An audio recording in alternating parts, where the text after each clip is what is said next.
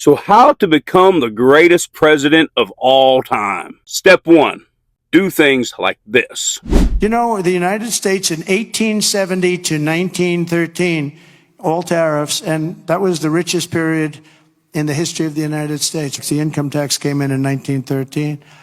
As I said in my speech last week, instead of taxing our citizens to enrich foreign nations, we should be tariffing and taxing foreign nations to enrich our citizens. Eliminating income tax for Americans would instantly project him to one of the best presidents in the history of our nation. In 1913, when we started taxing our own citizens in this communistic system we call income tax, we've never been as rich as we were prior to that when we did taxes and tariffs. When Trump says we shouldn't be taxing our citizens to make other countries wealthy, we should be taxing and tariffing other countries to make our citizens wealthy. Anybody with any common sense knows that is a much better strategy in the grand scheme of things.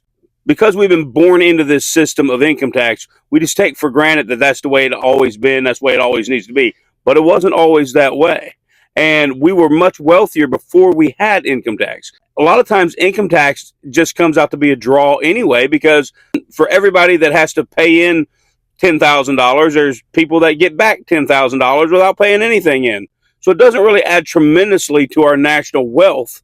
It just hurts our citizens and, benefits others. But it's a socialistic, communistic system. And if you want to see the wealth of most Americans increase overnight, eliminate income tax. The very next paycheck you have, you will be wealthier than you were before, and probably wealthier than you've ever been. You're going to quickly have a lot more money to spend. And with a lot more money to spend, you're going to boom the economy. And with the economy booming, then it's going to bring in more imports. And with more imports, it's going to bring in more tariffs. And so the cycle continues.